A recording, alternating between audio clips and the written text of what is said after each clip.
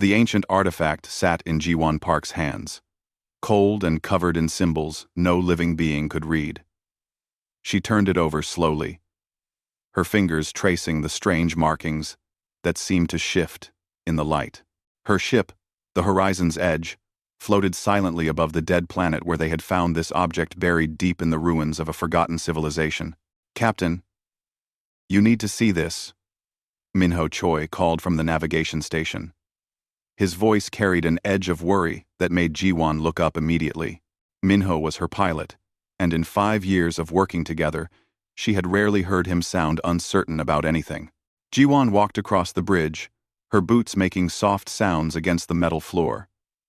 Hana Kim and Taejun Lee were already gathered around Minho's screen, their faces lit by the pale blue glow of the display.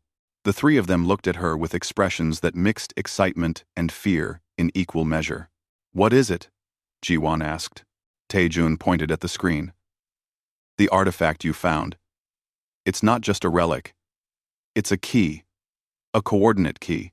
The screen showed a map of the galaxy, but one section was marked with pulsing red warnings. The warnings were old, written in dozens of different languages from species that had existed thousands of years ago. All of them said the same thing in different ways. "Stay away. Do not approach. Death awaits." "Where does it point to?" Ji-won asked, though part of her already knew the answer would be something she did not want to hear. Hana tapped the screen, zooming in on the forbidden sector. "It's called Sector 0 in the old records. The youngest warning beacon there is 12,000 years old. The Galactic Council has had that entire region blocked off for longer than most civilizations have existed." Ji-won stared at the coordinates. Sector 0. She had heard whispers about it during her academy days. Stories that older captains told to scare new explorers. A place where ships went silent. A region that even the bravest treasure hunters avoided. The Council never explained why it was forbidden, only that breaking the quarantine carried an automatic death sentence. "Can we decode what's actually there?" Ji-won asked. Taejun worked his console for several minutes, his fingers flying across the controls. "I'm pulling up fragments from the oldest databases. Most of it is corrupted or deliberately erased, but I'm finding pieces. There's a planet. The old records call it Earth. And there was a species. Humans. 5. Well. Wendam." The word hung in the air like a curse. Humans. Ji-won had never heard of them. In a galaxy with 847 known intelligent species, that was strange. Species came and went, certainly. Some destroyed themselves. Others evolved into something else, or simply faded away. But to be completely erased from memory? That took effort. "What happened to them?" Hana asked quietly. Taejun shook his head. "The records are broken, but I found one phrase that keeps repeating in different languages. The sleeping titans. And another phrase. Sealed away. For the good of all life." Minho leaned back in his chair, his face pale. "They were dangerous. So dangerous that the entire galaxy agreed to lock them away and forget about them.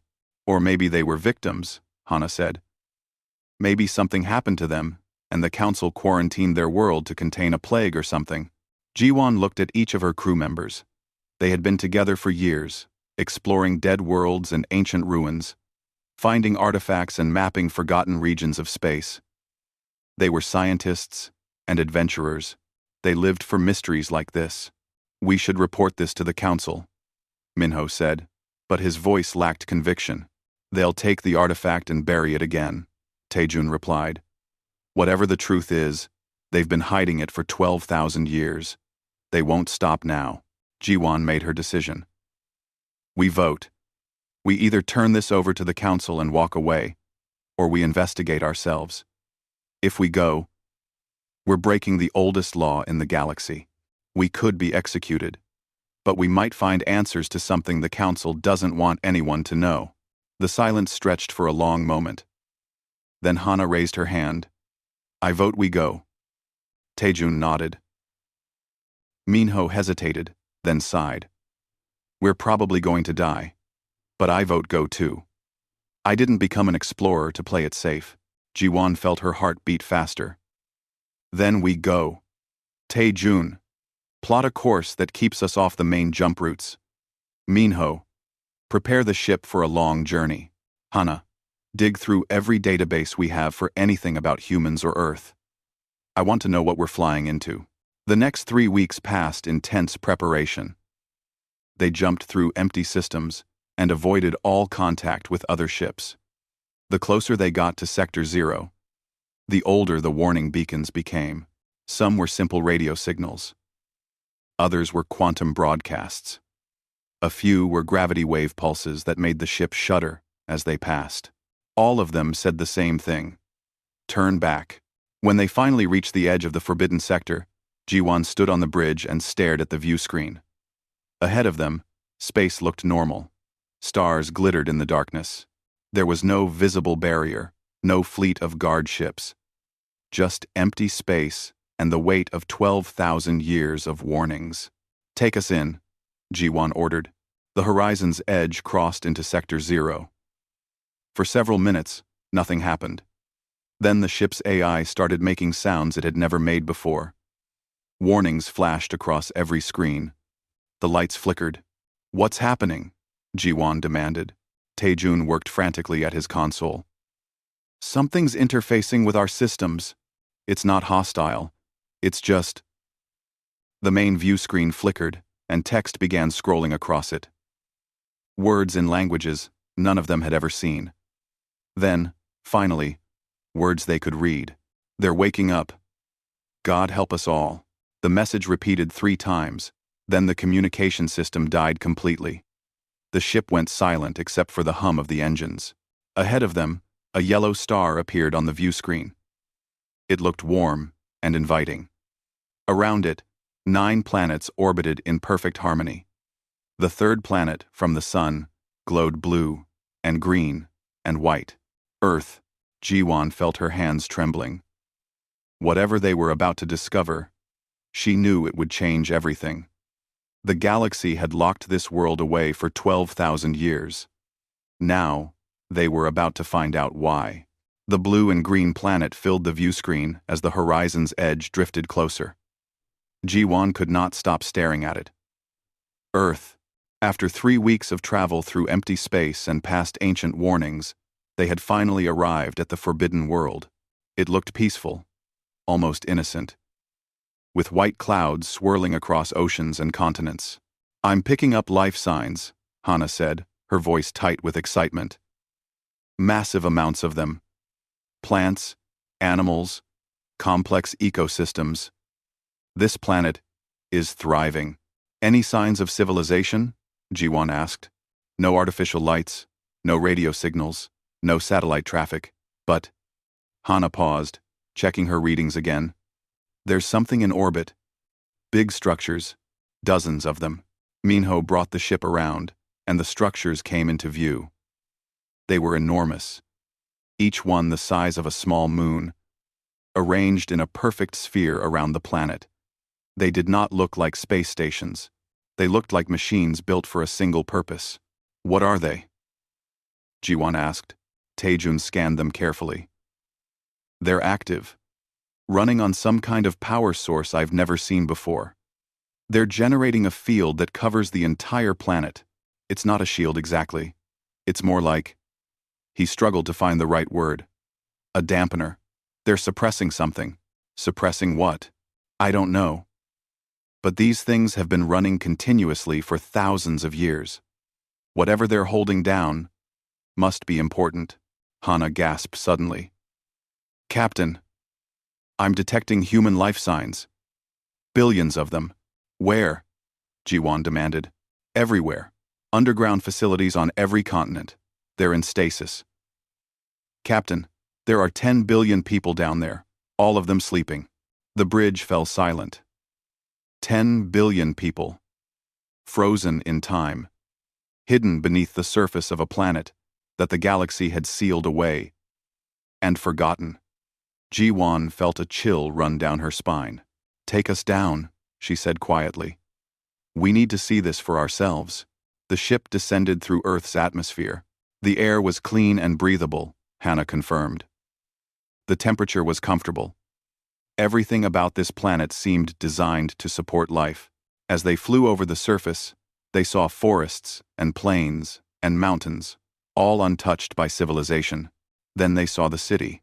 It rose from the landscape like a ghost. Its buildings covered in vines and trees, but still standing after thousands of years. The architecture was strange, both familiar and alien at the same time. Towers of glass and metal reached toward the sky.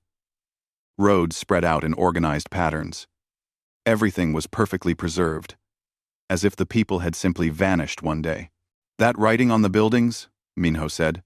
"Can anyone read it?" Taejun zoomed in on the symbols. "Korean. It's a language called Korean. This city is Seoul, according to the signs." They landed in what had once been a central plaza. The ship's ramp lowered, and Jiwon led her crew out into the afternoon sunlight. The air smelled of flowers and growing things. Birds sang in the trees that had grown through the ancient buildings. It was beautiful and sad at the same time. There, Hana pointed to a structure that looked different from the others. It was squat and heavily reinforced, with no windows. "That building is showing active power readings. Something inside is still working." They approached carefully, weapons ready even though they had seen no signs of danger. The door opened automatically when they got close, responding to their presence. Inside, lights flickered on, revealing a vast chamber filled with computer systems and holographic projectors. "It's an archive," Taejun said, moving to one of the terminals. He touched the controls, and the room came alive. Holographic images filled the air around them, showing scenes from Earth's past. They saw humans, living, working, building. They saw cities full of people and ships launching into space. They saw a civilization that had reached the stars. They were spacefaring, Jiwon breathed. They had colonies. "Look. Those markers show settlements on dozens of planets." The hologram shifted, showing a timeline. Humanity spreading across the galaxy. First contact with other species. Trade and diplomacy. Then, war. The images became darker. A new species appeared. Something that looked like a mass of writhing shadows. The Vrin Collective. The text identified them. A parasitic hive mind that consumed other civilizations, adding their knowledge and resources to its own endless hunger. "The Vrin," Hana whispered. "I've heard of them. They were supposed to be extinct. Humans fought them," Taejun said, watching the timeline progress. "For 200 years. And they were winning." The holographic battles played out before them. Human ships facing the Vrin swarms. At first, the humans struggled. Then, they adapted. Their technology improved. Their tactics evolved. Within decades, they were pushing the Vrin back. But something else was happening in the images. The humans themselves were changing. Jiwon watched as the holographic soldiers began to move differently. Faster. Stronger. The records showed humans surviving in environments that should have killed them. Injuries that healed impossibly quickly. Abilities that should not have been possible. "What happened to them?" Minho asked. The hologram showed the final battle. Human forces surrounded the last Vrin stronghold, victory within reach. Then the image froze. A new recording began to play, showing a woman in a military uniform. The text identified her as Admiral Jisoo Han. Her face was tired, her eyes haunted. When she spoke, her voice was steady, but filled with a deep sadness. "This is Admiral Jisoo Han, recording my final log. The war is over. We won. The Vrin are defeated. But victory came at a price we never anticipated. The constant fighting, the exposure to alien environments, the desperate need to survive against an enemy that adapted to everything we threw at them. It triggered something in our biology.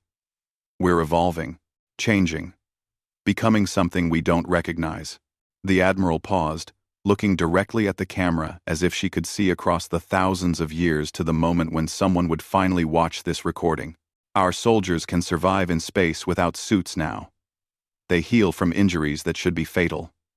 Some of them can move faster than our sensors can track. A few have developed abilities we can't even explain. Telepathy. Precognition.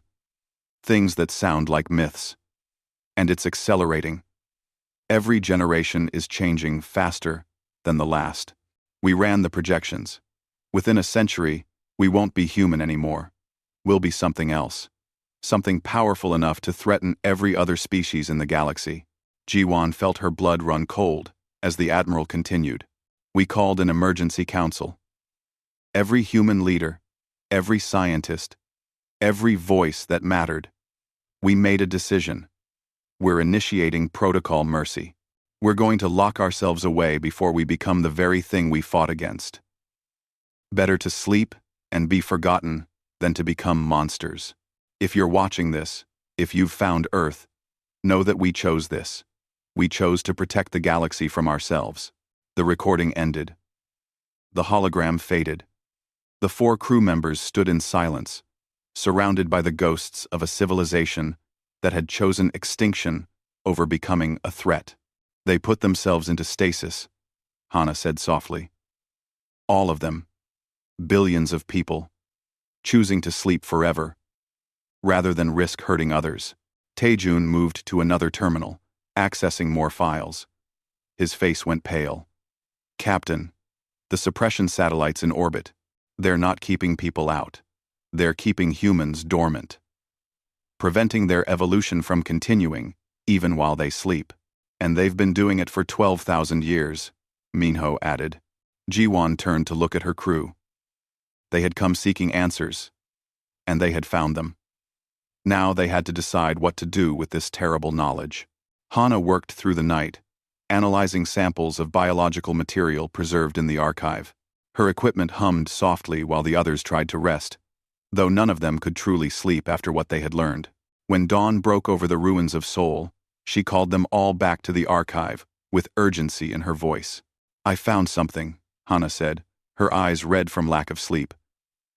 Ji-won approached the display where molecular structures rotated slowly in 3 dimensions. She did not understand most of what she was seeing, but she could read the concern on Hana's face. Human DNA is unlike anything else in the galaxy, Hana explained. Every species has genetic code that's relatively stable. Mutations happen slowly, over generations. But humans have something unique. Their cells contain what I can only call adaptive sequences. Genes that rewrite themselves in response to environmental pressure. In simple terms, Minho said, rubbing his tired eyes. In simple terms, humans evolve in real time. If they're exposed to poison, their bodies learn to process it. If they're wounded, their healing accelerates. If they face a threat, their biology adapts to overcome it. It's not instant, but it's fast. Incredibly fast compared to normal evolution. Taejun pulled up the military records they had found. That explains what happened during the Vrin War. 200 years of constant combat, in hostile environments against an enemy that kept adapting. It was the perfect storm to trigger runaway evolution. The holographic records played again, showing the progression.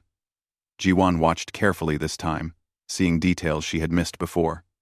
In the early years of the war, humans wore protective suits in space. By year 50, the suits were lighter. By year 100, some soldiers operated in vacuum, with only basic breathing equipment. By year 150, they needed nothing at all. They didn't plan this, Ji-won said. They couldn't control it. No, Hana agreed. Their bodies were responding to survival pressure. Each generation inherited slightly more advanced adaptive genes. Each soldier who survived impossible conditions passed on slightly stronger abilities. Compound that over 200 years and billions of people, and you get exponential change. The records showed more. Soldiers moving too fast for normal vision to track. Wounds closing in minutes instead of weeks. Individuals reporting that they could sense enemies before seeing them. Late in the war, there were reports of humans who could project force with their minds, or who seemed to exist in multiple places at once. What were they becoming? Minho asked quietly. Something beyond biology as we understand it, Hana said. The records suggest they were approaching a post-biological state. The line between physical and energy form was starting to blur. Taejun accessed another set of files. Here, messages between the human government and the Galactic Council from 12,000 years ago. The Council knew. They watched it happening. At first, they were grateful that humans were winning the war against the Vryn. Then they became afraid. The messages played across the screen. Council members expressing concern. Human leaders trying to reassure them. The concern growing into alarm. The alarm becoming terror. The Council offered to help humans control the evolution, Taejun continued.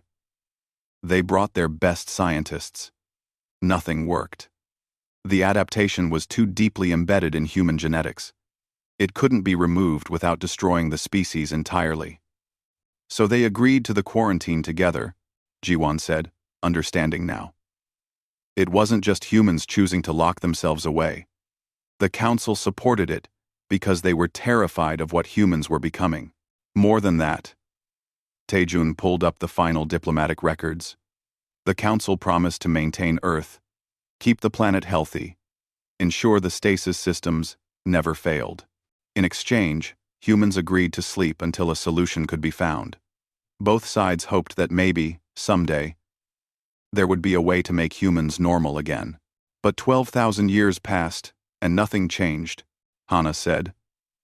The Council kept the secret, made it forbidden to even speak of humans or Earth. Eventually, most species forgot they ever existed. Jiwon walked to the window, looking out over the city that had been abandoned for millennia. According to the medical data, the stasis systems were designed to suppress the evolution, Hana said. Humans in stasis aren't just sleeping. They're held in a state that prevents their cells from adapting. If they wake up. Duna. The evolution continues, Jiwon finished. They pick up where they left off. A warning alarm suddenly blared through the archive. Taejun ran to his console, his fingers flying across the controls. Problem. Big problem. What is it? Jiwon demanded. The suppression satellites. When I was studying them earlier, I interfaced with their control systems to understand how they worked. I thought I was being careful, but I triggered something, a diagnostic routine. It's causing a cascade failure across the network. Can you stop it? I'm trying, but the system is 12,000 years old. It's detecting anomalies and going into emergency shutdown mode. Captain, the satellites are powering down. We have 48 hours before the suppression field fails completely. Hana pulled up the stasis facility locations. If that happens, the emergency protocols will activate. The systems are designed to wake people up if the suppression field fails. All of them, 10 billion people, waking up simultaneously. The gravity of what they had done crashed down on Jiwon. They had come seeking answers, and instead, they had triggered the exact catastrophe the galaxy had been trying to prevent for 12,000 years. In 2 days, humanity would wake up, and when they did, their evolution would resume. We need to contact the Galactic Council, Minho said. Tell them what's happening. Maybe they can help. Or maybe they'll sterilize the planet, Taejun countered. The Council has emergency protocols for existential threats. If they know humans are waking up, they might decide it's better to destroy Earth than risk the alternative. Jiwon made a decision. Hana, go to the nearest stasis facility. Take every scan you can of the humans in stasis. I want to know exactly what state they're in. Taejun, keep working on those satellites. See if you can slow the cascade. Minho, prepare the ship for emergency departure. And send a coded message to the Council. Tell them we found something in Sector 0 that requires immediate attention, but don't tell them what yet.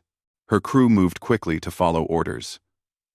Jiwon stayed in the archive, accessing more files, trying to understand everything she could about the species that had locked itself away. The more she read, the more she realized how desperate humans had been. They had won their war. They had saved the galaxy from the Vryn. And their reward was the knowledge that they had become something more dangerous than what they had defeated.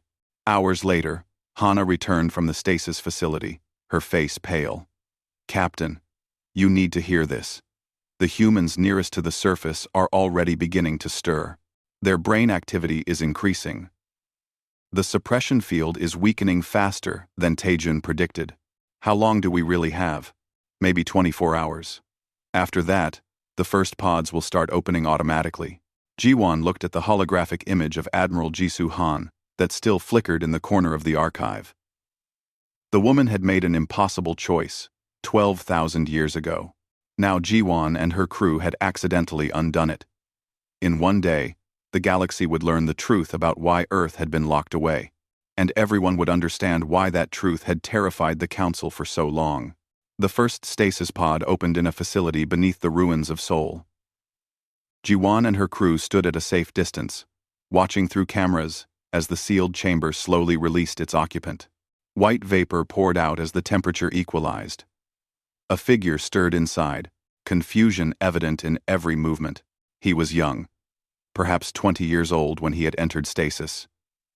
His name, according to the pod's records, was Do-Yoon Kim. He had been an ordinary citizen, not a soldier, just someone who had agreed to sleep for the good of the galaxy. He stepped out slowly, his legs unsteady after 12,000 years. "Hello?" he called out, his voice hoarse. "Is anyone there? How long was I asleep?" Jiwon activated the communication system. "Don't be afraid. We're here to help. You've been in stasis for a very long time." Do-Yoon looked around, trying to find the source of the voice. Then he looked directly at the hidden camera. Even though there was no indication it was there. "I can feel you. 4 people, 3 scared, 1 trying to be brave." He touched his head, wincing. "What's happening to me? Everything is so loud. I can hear your heartbeats from here." Hana grabbed Jiwon's arm. "His evolution. It's already starting. The suppression field kept it dormant. But now that he's awake and the field is weakening, his body is remembering what it started becoming 12,000 years ago." They watched as Do-Yoon steadied himself. His confusion was replaced by understanding as memories returned. "The war. We won the war. Then we started changing. Protocol. Mercy. We agreed to sleep." He looked at the camera again. "You woke us up. Why?" "It was an accident," Jiwon said. "We didn't mean to trigger the systems. We were trying to understand what happened to your people." "What people?" Do-Yoon asked, his voice becoming steadier. "What species are you?" "I'm human too. From Earth." "No," Do-Yoon said softly. "You're not. You're something else. I can sense it. Different biology. Which means..." He paused. The implications hitting him. "How long have we been asleep?" 12,000 years.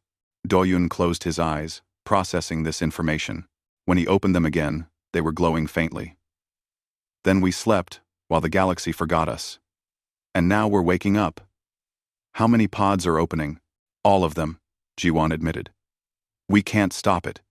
10 billion people will wake within hours. Then the council will come," Do-Yoon said. "They'll be terrified. They'll want to destroy us before we can become a threat again." He walked toward the exit, moving with a grace that should not have been possible for someone who had just woken from stasis. "Where are the others? I need to talk to people who remember what we were fighting for." The crew met Do-Yoon at the surface. Seeing him in person was different from watching through cameras. He looked human, but there was something else there. An awareness that pressed against their thoughts. A presence that made it hard to look directly at him. "I'm not going to hurt you," Do-Yoon said gently, noticing their fear. "I'm still me. I'm just more than I was. We all are." More pods were opening across the planet. Jiwon could see the reports coming in on Taejun's console. Thousands. Then tens of thousands. then millions. People waking up confused, frightened, remembering what they had been trying to escape. "We need to contact someone in authority," Ji-won said. "Someone who remembers what happened." Do-yoon touched a communication terminal, and it activated instantly, responding to his thought rather than his touch. He broadcast a message that somehow reached every awakening human simultaneously. "This is Do-yoon Kim. If there are any military personnel or government officials hearing this, please respond. We need coordination. The others are waking up scared." A response came quickly. A woman's voice, strong and commanding. "This is Lieutenant Sumin Cho, formerly of the Earth Defense Force. What's happening? Why are we awake?" Do-yoon explained quickly, his words broadcasting to every awakening human. Sumin listened, then gave orders with the efficiency of someone who had once commanded troops in battle. Within an hour, the awakening humans had established basic organization. Former military personnel took charge of helping frightened civilians. Scientists began assessing the situation. Leaders emerged to coordinate the massive population that was stirring after millennia of sleep. Sumin arrived at Seoul in person, traveling impossibly fast across the continent. She was older than Do-yoon, perhaps 40, with the bearing of a veteran soldier. "We have a serious problem. We have a serious problem," she said without preamble. "My people are reporting that the Council has detected the failing suppression field. They're mobilizing a fleet." "How do you know?" Ji-won asked. "We can sense the quantum communications," Sumin said. "Some of us developed that ability during the war. It's coming back now. The Council is panicking. They're calling it an existential threat. They're sending 10,000 ships." "To do what?" Minho asked, though he already knew the answer. "To sterilize Earth. They have weapons that can burn the atmosphere off a planet, make it uninhabitable. They'd rather destroy us while we're still weak than risk us becoming fully evolved." T. Comes T. T. T. T. T. T. The fleet arrived 3 hours later, dropping out of jump space at the edge of the solar system. Ji-won watched on the sensors as thousands upon thousands of warships took up positions. Weapons charging, targeting systems locking onto Earth. "We could run," Hana said desperately. "Take our ship and leave before the bombardment starts." "And let 10 billion people die?" Ji-won asked. "People who only woke up because of our mistake?" A transmission came through from the fleet. Elder Vormas, the Insectoid Council leader, appeared on the view screen. His voice was harsh, filled with fear. "Attention any vessels near Earth. You have 1 hour to evacuate. After that, we will cleanse this planet. The human threat cannot be allowed to spread again. They're going to kill us all," someone whispered. Do-yoon and Sumin looked at each other. Around the planet, millions of humans were reaching the same conclusion. They could die peacefully, or they could fight back. And if they fought, their evolution would accelerate. Their bodies would adapt to survive. They would become exactly what the Council feared. "We have to choose," Sumin said. "Die as humans, or live as something else." The Council fleet opened fire. Not with planet killers. Not yet. They started with conventional weapons, testing Earth's defenses. Thousands of missiles and energy beams rained down toward the planet's surface. They never made it. 100,000 newly awakened humans instinctively reached out with abilities they did not fully understand. The evolution that had been dormant for 12,000 years roared back to life in response to mortal danger. Humans projected shields with their thoughts. They diverted energy beams with their minds. They existed in multiple places at once, intercepting missiles that should have been impossible to stop. The bombardment ended in minutes. Not a single human casualty. Not a single impact on Earth's surface.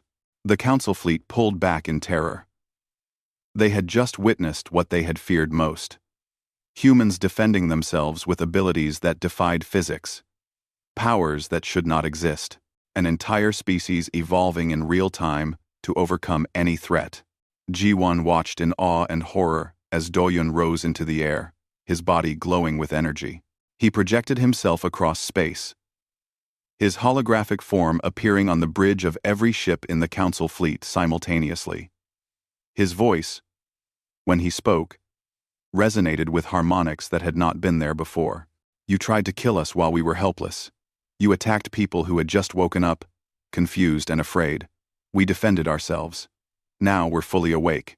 Now we remember what we can do. He paused, looking at each council member. What happens next is your choice. We didn't want to be what you fear. That's why we slept. But you've reminded us that the galaxy still sees us as monsters. So tell us, do we prove you right, or do we prove you wrong? The transmission ended. Earth waited in silence for the galaxy's answer. The Galactic Council chamber descended into chaos. Representatives from 847 species shouted over each other, their fear filling the enormous hall. Some demanded immediate surrender to the humans. Others wanted to activate the ancient planet-killer weapons hidden throughout the galaxy. A few simply fled, convinced that the end had come. Elder Vormass stood at the center of the chaos, his insectoid features unreadable. Finally, he raised his clawed hands, and the chamber fell silent. Before we destroy ourselves with panic, we should remember the full truth. A truth we have hidden even from ourselves. He activated the historical archives, showing records that had been sealed for 12,000 years. The galaxy watched as the true story played out. Humans fighting the Vryn, not for conquest, but for survival. Humans evolving not through choice, but through desperate necessity. And finally, humans making the ultimate sacrifice. They asked us to lock them away, Vormass said quietly. They recognized what they were becoming and chose eternal sleep rather than domination. They made that choice when they could have easily conquered us all. We honored their sacrifice by maintaining their world and promising to search for a cure. But centuries passed.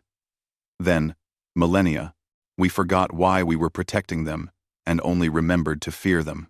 On Earth, the awakened humans gathered in Seoul's Central Plaza. 10 billion people connected through abilities they were still learning to control, sharing thoughts and memories and fears.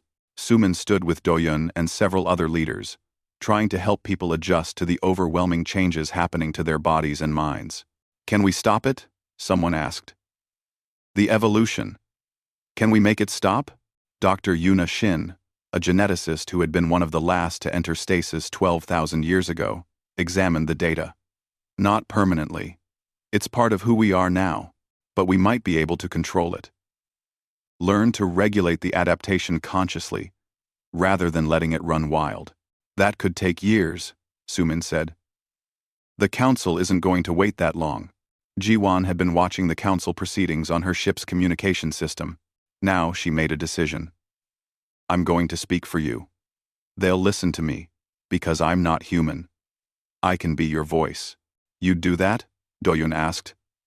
After seeing what we've become? I've seen what you chose to become. Ji-won corrected.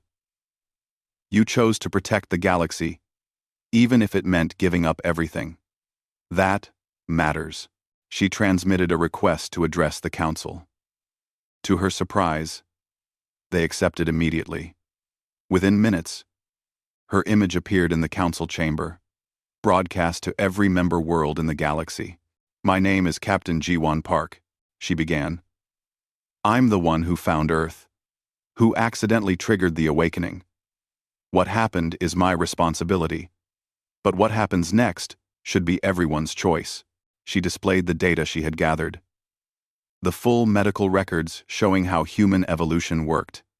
The historical footage of humans fighting, not to conquer, but to survive. The records of Protocol Mercy and the sacrifice humanity had made. They didn't lose control because they wanted power, Ji-won explained. They evolved because 200 years of war against an enemy that adapted to everything forced their biology to adapt faster. When they realized what they were becoming, they chose to sleep. For 12,000 years, They trusted you to find a solution. Instead, you forgot them. And when they woke up, confused and vulnerable, your first response was to try killing them all. Murmurs spread through the council chamber, some defensive, some ashamed. But here's what you should understand, G1 continued. When you attacked them, they defended themselves. They could have destroyed your entire fleet in seconds. The power they demonstrated was just a fraction of what they're capable of. But they stopped. They showed restraint. They asked you to choose what happens next, rather than making that choice for you. She paused, letting her words sink in. The Vryn still exist. Not in the numbers they once had, but they're out there. I've seen the reports. Fringe worlds being consumed, colonies going silent. The threat you thought humanity defeated 12,000 years ago is rebuilding. You need humanity. Not as monsters, but as protectors. Elder Vormas spoke. And if we trust them? If we give them a chance? What guarantee do we have that they won't become the very thing we fear? Doyun's holographic form appeared beside Ji-won's image. You have our word, the same word we gave 12,000 years ago. We'll defend the worlds that need defending, and we'll do it with the minimum force necessary.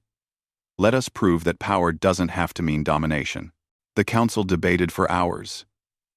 Ji-won watched species she had never heard of argue passionately on both sides. Some saw humanity as an opportunity. Others saw only existential risk. Finally, they voted. The decision was narrow but clear. Humanity would be given 1 year. In that time, they would hunt the remaining Vryn forces. They would protect threatened worlds.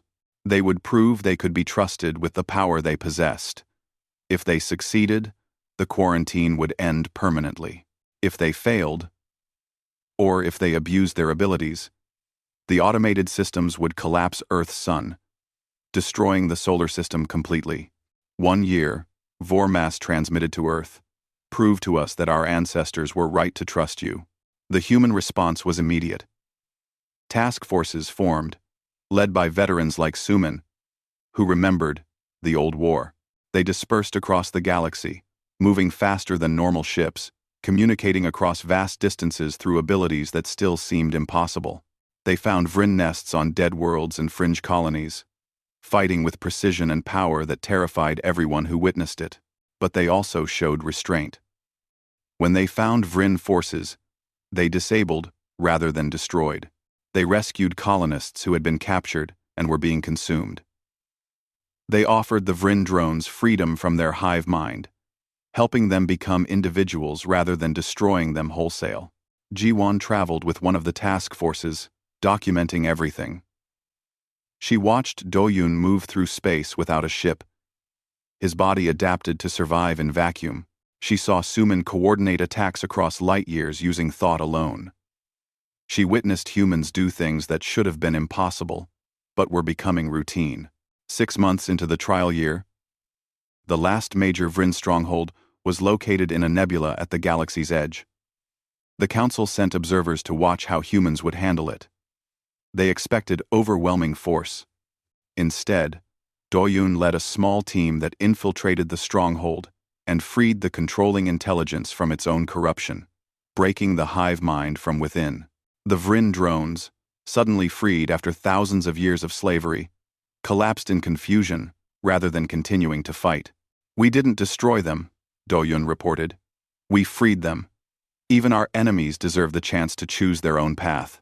The galaxy watched in amazement as humans helped the former Vryn drones establish their own society, teaching them, protecting them, giving them the same chance humanity had asked for. When the year ended, the council vote was unanimous. The quarantine was lifted. Humanity was welcomed back into galactic civilization, with a new role as guardians against existential threats. They agreed to maintain population controls and continue developing their ability to regulate their own evolution. They would be powerful but not dominators, protectors but not tyrants. Ji-won stood with Doyun on a hill overlooking Seoul. The city was being rebuilt, blending old human architecture with new designs that incorporated their evolved abilities. In orbit, the first human colony ships in 12,000 years prepared to launch toward the stars. Do you think we'll ever truly belong out there? Doyun asked, watching the ships. I think you already proved something more important, Jiwan said. Power doesn't have to mean domination. You chose to be human, even when you could have been gods. That's what the galaxy needed to see. Rome. The first colony ship activated its drives, a new design that worked with human abilities rather than against them. It streaked toward the stars, carrying people who had slept through millennia and awakened to a second chance. The galaxy had locked Earth away because it feared what humanity might become. Now they understood that humanity's greatest strength was not their evolution, but their choice to use that power to protect rather than conquer. The sleeping titans had awakened not as monsters, but as guardians. And the galaxy, though still wary, was ready to let them prove they deserved their place among the stars.